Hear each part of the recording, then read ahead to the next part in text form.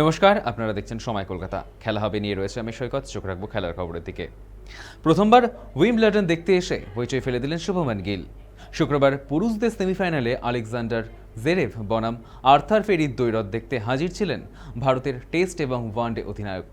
চতুর্থ ভারতীয় ক্রিকেট অধিনায়ক হিসাবে তিনি আমন্ত্রণ পেয়েছেন উইম্বলডনে রয়্যাল বক্সে। সচিন তেন্ডুলকরের সঙ্গে বসে সৌমান উইম্বলডন দেখছেন, সেই ছবি নেট দুনিয়ায় ভাইরাল।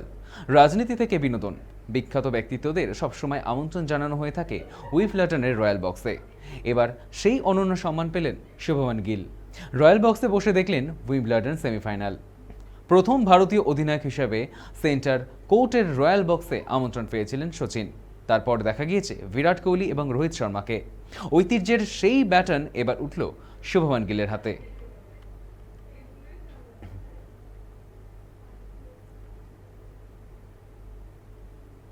বিশ্বকাপে ভার নিয়ে বিতর্ক অব্যাহত। বিশেষ করে আর্জেন্টিনা মিশর ম্যাচে একাধিক সিদ্ধান্তে প্রশ্নের মুখে পড়েছে। তারপরেই নড়েচড়ে বসল ফিফা।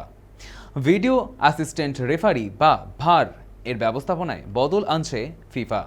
স্টেডিয়ামে ভার এর জন্য রেফারিরা তো থাকছেনই, এবার বাড়তি রেফারি নিয়োগ করছে বিশ্ব ফুটবলের নিয়ামক সংস্থা।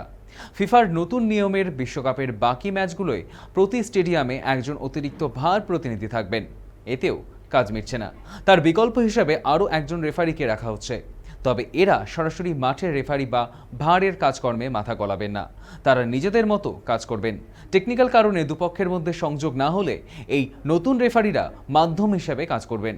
বিশ্বকাপে রেফারিং নিয়ে বিতর্কের কমানোর জন্যই এই সিদ্ধান্ত ফিফার।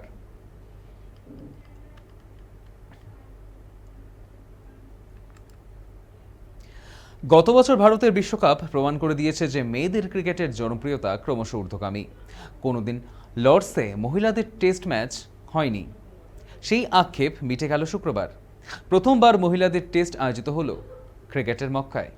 প্রথম দিন প্রথমে ব্যাট করে ভারত অল আউট হয়ে গেল 285 রানে। জবাবে দিনের শেষে ইংল্যান্ড 21/1।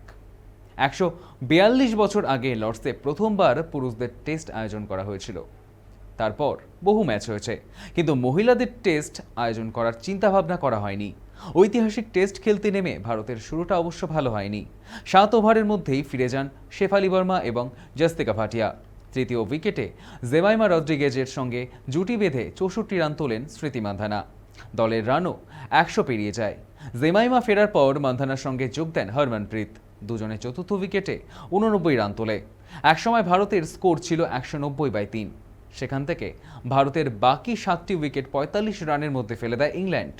দীপ্তি 57 রান করেন।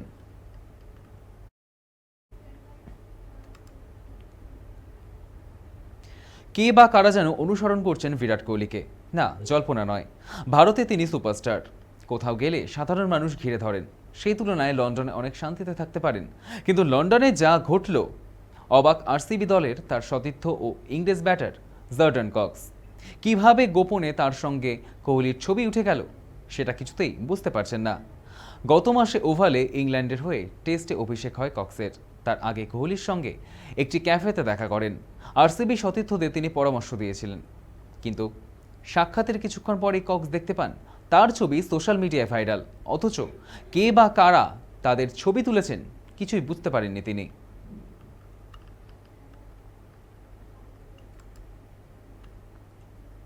এবারের বিশ্বকাপে সবচেয়ে বেশি আলোচনা হচ্ছে এই দুজনকে নিয়েই।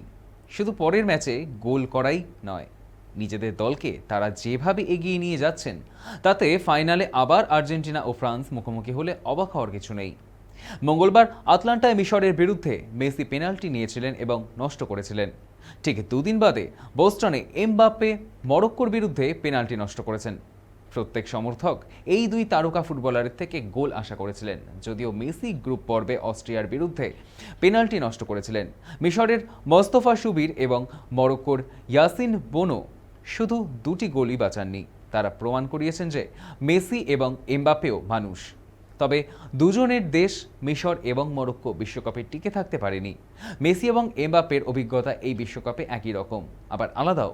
দুজনের চলার পথ দুরকম, কিন্তু ফলাফলের ক্ষেত্রে রয়েছে সাদৃশ্য। দুজনেই চান দ্বিতীয় বিশ্বকাপ। অপেক্ষা আর কয়েকদিনের।